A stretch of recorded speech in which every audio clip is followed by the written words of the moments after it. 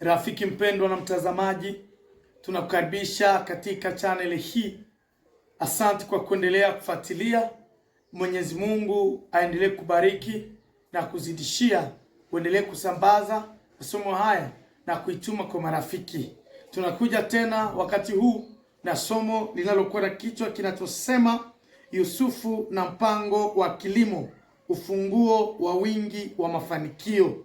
Yusufu na mpango wa kilimo, ufunguo wa wingi wa mafanikio. Wanatupa shahiri katika kitabu cha Mwanzo 41 aya yake 47 na 48. Inasema hivi: katika ile miaka 7 ya wingi, nchi ilizaa sana. Yusufu akakusanya vyakula vyote vya miaka hiyo 7, akaviweka akiba mijini. Mungu abariki neno lake. Mpendwa, shairi hili linaelezea namna Yusufu, kulingana na mipangilio yake, mibaraka ilikuwa nyingi katika miji ya Misri na akafanya akiba. Katika somo hili, wapendwa, tunaishi katika mazingira yenye imejaa shida, imejaa matatizo. Unakuta uchumi leo hii unazofika, unaendelea kurudi nyuma katika nyumba, katika ulimwengu, katika nchi zetu. Kwa hiyo watu wengi wanafanya kazi lakini hawaoni maendeleo. Wakulima wengi wanalima lakini wanabaki maskini. Na unajiuliza kwa nini wakulima wengi wanalima sana lakini wanaendelea kubaki maskini? Je, Mungu hafanyi atende miujiza katika maisha yao? Sio kwamba ni tatizo la Mungu, sio kwamba ni tatizo la nchi. Kuna wengi wa wakulima ambao wamekuwa na matatizo, wamekuwa na tatizo la hekima kwa ajili ya kupanga, kwa hekima kwa ajili ya kufanya kazi ya kilimo. Ndio maana leo katika Biblia tunamwona Yusufu ambaye ameingia, kijana yule, katika ikulu ya mfalme kwa kuja kutatua tatizo la ndoto, na kwa kutoa tafsiri ya ndoto ya mfalme Farao. Aliweka pia na mbinu ya kupanga kwa ajili ya kuokoa nchi ya Misri, kwa ajili ya tatizo ambalo lilitakiwa liingie katika mji wa Misri. Sasa leo tunajifunza kwamba baraka bila mpango ni baraka ambayo huleta umaskini, lakini baraka yenye mpango huleta mafanikio ya kudumu.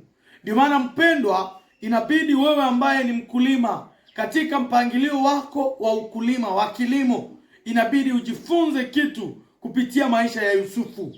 Kitabu cha Mwanzo 41 aya yake ya 33 hadi 37, utakuta kwamba Yusufu alikuwa mtu wa maono na mpango. Alipoenda kutoshwa gerezani kwa ajili ya kuja kutafsiri ndoto ya mfalme, Yusufu alitoa tafsiri ya ndoto, na ile ambayo walimuomba aitoe, alitoa tafsiri ya ndoto kulingana na neema aliyopewa na Mungu. Na kulingana na neema hiyo akaweka pia suluhisho zidi ya ndoto ambayo Farao alikuwa nayo. Ndoto hiyo, ona kwamba alisema kutakuwa miaka 7 ya mibaraka kwa wingi, kutakuwa na alafu miaka 7 ya njaa kali. Hiyo ndio ilikuwa ni siri ya namba 7 katika ndoto ya mfalme. Kuna miaka 7 ya mibaraka, kuna miaka 7 ambayo itakuwa ni ya njaa. Kwa hiyo Yusufu hakusimama kwenye tafsiri ya ndoto tu, rafiki mpendwa. Yusufu alitoa pia suluhisho. Hapa ndipo tunajifunza mambo fulani, mambo kubwa sana ambayo tunapaswa jifunza wakati huu. Mambo hiyo ni kwamba wakati mtu wa Mungu, unapokuwa mtu wa Mungu, haupashwi kushimama kwenye maombi tu, bali uwe mtu wa mpango. Nasema nini? Mtu wa Mungu hapashwi kuwa mtu wa maombi tu, bali unashimama pia na kwa mipango. Unaomba na unatenda, unaomba na unatia suluhisho, unaomba na unakamata kalamu na karatasi na unapanga. Lakini ukishimama kwenye maombi tu, utakuja timiza kusudi la Mungu. Unaomba, unatenda. Unaomba, unapanga. Unaomba, unatafuta suluhisho. Lakini ukiomba unalala, ukiomba unashindwa kutumika, unaweza kosa mibaraka. Ombeni bila kuchoka na utumikeni siku 6 ambazo tumepewa na Mungu. Ufikapo siku ya 7 ni sabato kwa Bwana Mungu wako. Ni maana yake nini? Mtu wa Mungu, ukiomba fanya kazi. Mtu wa Mungu, ukitenda fanya mpango. Mtu wa Mungu, usishimame kwa jambo moja tu, weka mpango. Ndio maana Wakristo wengi leo wanaomba, Bwana bariki, lakini hawapangi. Utakuta wanasema Bwana nisaidie, lakini hawafanyi jambo lolote. Mungu atakusaidia unapolala. Bwana yangu, mume wangu ashaka kuwa mbaya, mume wangu ameharibika. Swala msingi, unafanya nini kwa ajili ya kumsaidia? Unapomuombea, fanya usafi katika ndoa. Unapoomba, fata kanuni ya afya ili afya ionekane nyumbani. Usiombe Mungu akupe afya bora wakati na wewe umekaa bila kujitahidi kwa kufanya kitu fulani kwa ajili ya kuboresha afya yako. Kuna wale Mungu aliwachagua akawapa talanta ya uponyaji, aliwapatia akili na kipaji kile cha kupana dawa. Na wewe omba, enda uonane na yule atakaye kutunza. Mungu atatenda muujiza. Kuna katika maisha ya Yusufu hiyo siri 7 ambazo hiyo alipotokea kwa ajili ya kutatua gumu. Kuna nguzo 3 ambazo nilizipata katika mafanikio ya yule mzee Yusufu. Alikuja na nguzo 3 katika kuingia katika ikulu ya mfalme Farao. Nguzo ya kwanza ambayo tunajifunza kwa yule Yusufu ni kwamba inabidi upangilie uzalishaji mkubwa. Kulingana na Mwanzo 4:1 aya yake ni ya 4:9. Rafiki mpendwa, Yusufu hakulima kwa kiwango cha kula tu, lakini alizalisha kwa wingi. Na ndugu zangu, ukulima kidogo kila mwaka bila kuongeza mbinu mpya inakuletea maisha ya kubaki mahali pamoja tu. Hakuna kuendelea, hakuna kurudi nyuma. Na ukibaki katika kazi inayosimama, hakuna maendeleo yoyote. Kazi hii mara nyingi inakuwa na matokeo ya kurudi nyuma. Bali pima kuwa na mpango wa kuzalisha kwa wingi. Yusufu alikuwa na mpango wa uzalishaji kwa wingi. Ndio maana inabidi uwe na tafakari katika kazi yako ya kilimo. Zalisha kwa wingi. Hiyo iwe lengo lako, zalisha kwa wingi. Na siri ya kuzalisha kwa wingi ni kufanya nini? Jambo la kwanza, tumia mbegu bora. Jambo la pili, tunza udongo wako na mzuri sana.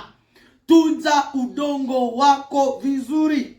Jambo la 3, tumia mbolea za asili. Jambo la 4, heshimu kalenda ya kilimo. Jambo la 3, fanya kazi kwa bidii. Utazalisha kwa wingi. Mambo ya kufanya ni ipi? Tumia mbegu bora. Tunza udongo vizuri. Tumia mbolea za asili. Heshimu kalenda ya kilimo. Fanya kazi kwa bidii. Na Mungu utaona mkono wake akikubariki. Mikono inayofanya kazi ndiyo Mungu anayobariki. Kuwa na mpango wa kuboresha kazi yako ya kilimo, utapata mibaraka. Sasa jambo lingine ambalo, nguzo la pili ambalo Yusufu alifanya, aliweka akiba kwa hekima. 41 aya 34. Yusufu aliweka akiba wakati wa mavuno.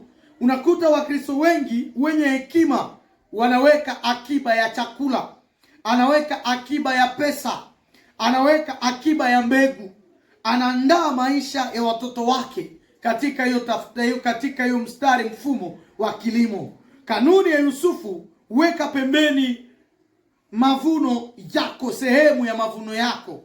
Na ili hekima uwe nayo hii, inabidi uelewe mfano huu ambao umetupa katika fundisho. Mfano huu ni upi? Ni kwamba katika maisha yako umevuna.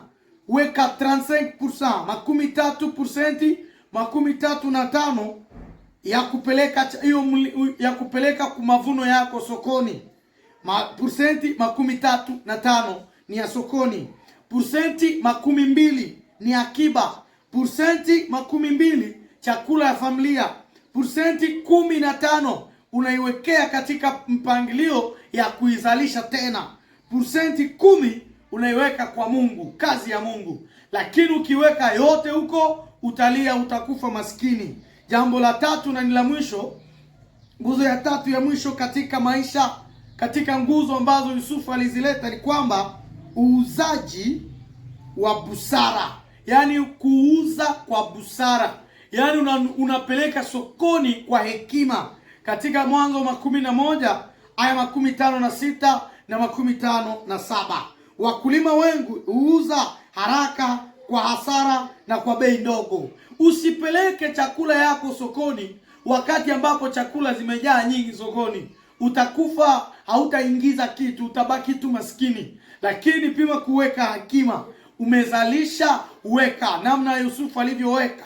Wakachunga kipindi cha njaa kilipoingia na chakula imeisha katika nchi zingine, sasa wakapeleka sokoni na wateja walikuwa wengi. Mtu mwenye hekima anajua wakati wa kwenda sokoni. Mtu mwenye hekima anajua wakati wa kwenda sokoni. Mtu mwenye hekima anatafuta soko nzuri. Mtu mwenye hekima anavumilia mpaka bei ipande. Mtu mwenye hekima hakule mbegu yake. Ukifanya mbinu hizi na ukipima kutafakari tena zaidi yule Yusufu, utaona kwamba namna yako ya kutenda kazi ya ukulima itakuwa na mibaraka. Mungu akubariki rafiki mpendwa, kwa jina la Yesu Kristo. Amen.